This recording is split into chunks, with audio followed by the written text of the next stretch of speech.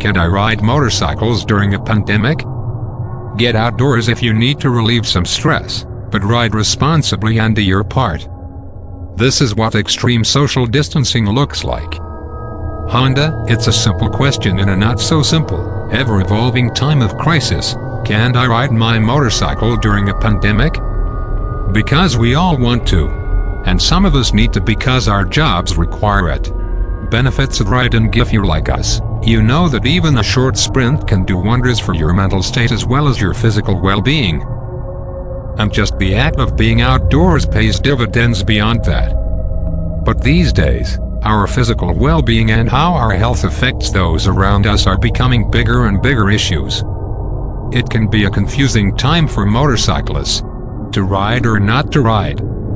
Many states have stay-at-home orders in place, so choose a short and quieter local route if you do choose to go out.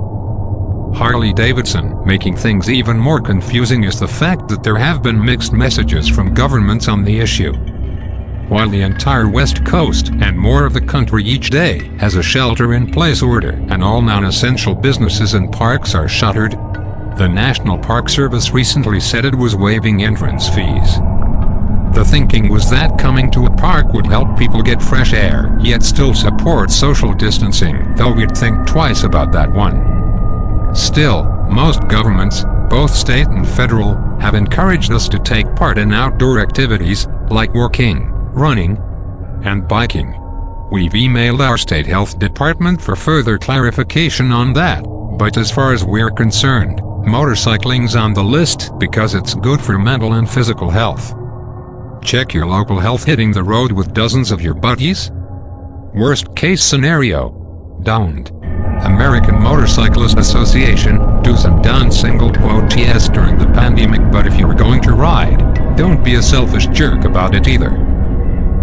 It's not just about you. Along with following the CDC's basic guidelines for virus prevention, practice your local government's requirements regarding spacing and hygiene. AMA President Rob Dingman weighed in on the conundrum in an email a couple of weeks back, and it bears repeating. The gist was that motorcyclists should get out there and ride. Of course, he added sensible and vital caveats, like avoid crowded spaces, ride motorcycles. Do not use public transportation. Ride motorcycles. Well-ventilated spaces or virus-free, ride motorcycles. Wear gloves, ride motorcycles. Keep at least 6 feet from other people, ride motorcycles. Keep a positive attitude, ride motorcycles. When was the last time you gave your riding gear a good cleaning? Now you've got the perfect excuse. Scrub and sanitize your kit, gloves especially. Roland sends design, to which we would add our own earlier suggestions, along with these. Avoid riding in groups. The best plan is to ride solo in uncrowded areas. Try to time your rides when you know roads will be less traveled. Check for restrictions or mandatory self-quarantines in the area. If you're going to a scenic spot, don't congregate once you get there if you see others. Move on. Keep it local. We don't know what it's like in your neck of the woods, but over here the roads are pretty empty.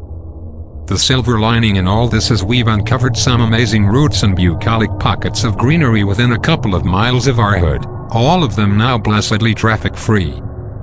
Postpone your 20-state touring ride till next year. Wipe down any surface you touch. On your way out to the store or gas station, you'll encounter multiple touch points. If you gotta touch something afterward, don't let it be your face.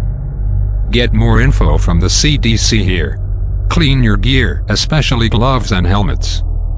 That surface might be contaminated too, and while it's still unclear how long the virus lives on certain materials, the World Health Organization offers this advice. The silver lining in a lockdown is less traffic, even in normally dense neighborhoods. We're finding brand new joy on our local roads. Triumph Motorcycles. You should already know that if you're sick or at risk of spreading the virus, don't even think about going out. And if you've been to an affected area within 14 days or contacted an infected person, be smart. Call your local health department. Think about wearing a bandana, scarf or neck gaiter, which we usually do anyway. They may not filter out those pesky airborne virus droplets, but they'll at least prevent you from directly touching your face, or serve as a reminder not to. Sometimes it isn't whether you can ride your bike during a lockdown order. The question can be whether you should, especially if you live in a widely affected area or hotspot. It comes down to the simple possibility of infecting someone else. Unless you've been tested, you just don't know, so it's probably best to stay home. If you do need to go, follow these guidelines from our other post, take precautions, and ride safe. Ride safe. We have to say it again, because many, if not most, hospitals are stretched thin right now, and if they're not, they soon will be, depending on where you live. You don't want to tax their meager resources with a measly sprain or other dumbass injury, and even in the best of times hospitals can be hotbeds for infection. Stay upright. We'll get through this. Go outside if you safely can, clear your head, and take care of yourself. We'll get through this. Brian J. Nelson, Triumph Motorcycles. So go for a short zip around the block. Show your face to the sun. Listen to the happy rumble of your machine. Just go solo, stay alert, and know that this is a rapidly developing situation. For the most up-to-date info, check resources like the Centers for Disease Control and Prevention, CDC, and World Health Organization, WHO, regularly. The latest CDC